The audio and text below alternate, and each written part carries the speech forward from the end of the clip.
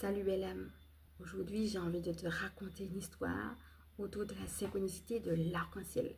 Si tu ne m'as pas suivi, sache que nous en avons déjà parlé hier, donc cette vidéo fait suite à une continuité. On est autour des énergies du portail du 9.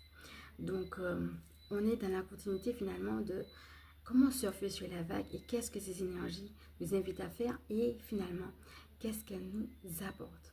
Bienvenue à toi sur cette chaîne. Sache que si tu es nouveau, il y a une présentation de moi à la fin de cette vidéo.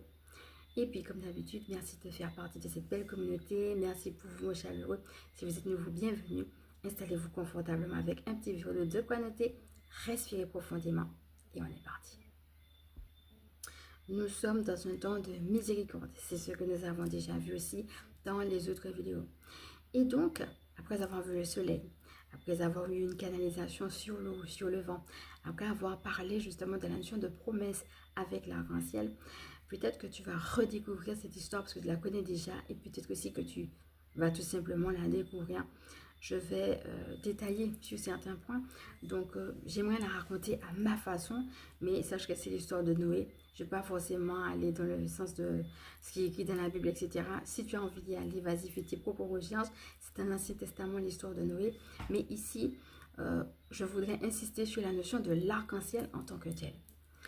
Donc, on est dans une époque où finalement, il y a énormément de choses qui se passent qui ne vont pas dans le sens justement de ce que Noé reçoit, de comment le monde doit être, de comment on doit vivre, de finalement notre attitude pour plaire à Dieu.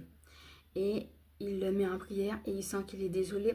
Il y a ce décalage, on parlait d'être décalé, ce décalage entre les autres et puis lui. Et du coup, Dieu va lui répondre et Dieu va lui demander de construire une arche. Donc, peu de gens vont le suivre.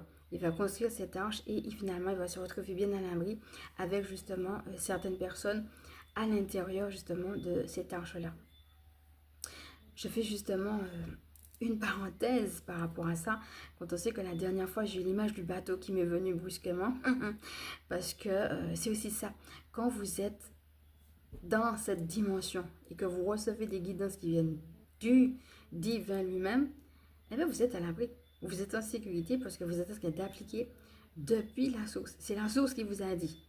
Donc, même s'il y a des choses à l'extérieur, comme la source vous a dit que vous appliquez, il y a une notion de sécurité, il y a une notion d'être à l'abri, justement parce que vous êtes dans cette relation, dans cette obéissance.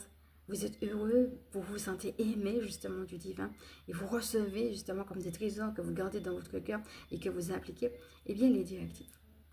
Continuons maintenant sur cette